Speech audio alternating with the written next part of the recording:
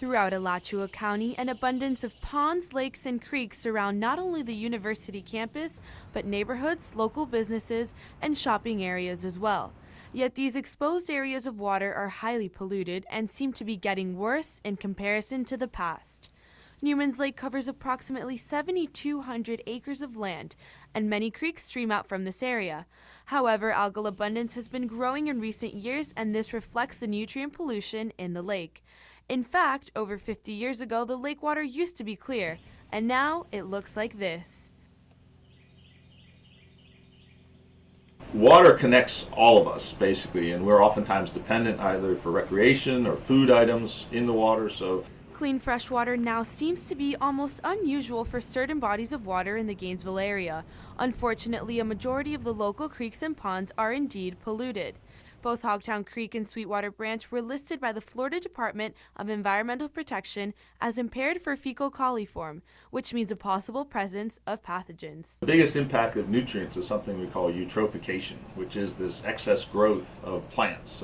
And it's this major algal growth that can harm our water ecosystem because of its negative impact on fish and aquatic fauna. But most importantly, it can adversely affect the community. One of our concerns is the pond next to us.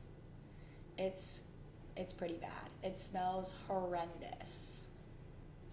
And it's covered in this like green film that just is absolutely disgusting looking. Harley Yarborough lives only a few blocks from campus and encounters this green stagnant pond on a daily basis. And this pond, located right here in the middle of the University of Florida Sorority Row, is a prime example of how Gainesville's water pollution problem is going unnoticed. This algal bloom and other more detrimental types of water pollution are present all over Gainesville, and this can directly affect every single person that lives in the community.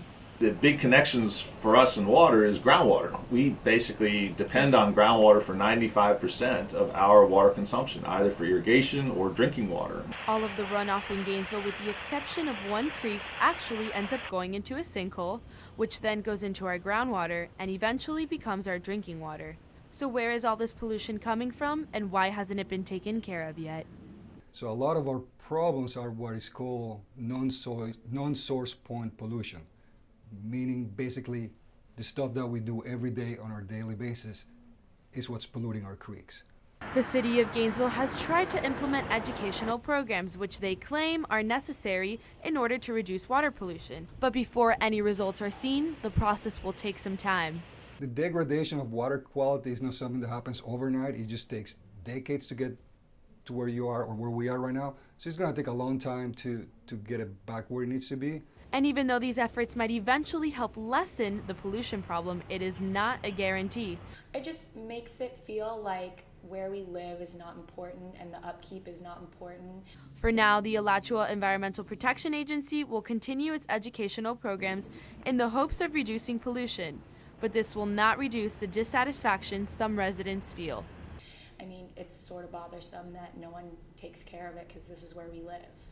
Aggie Buedo, WUFT News.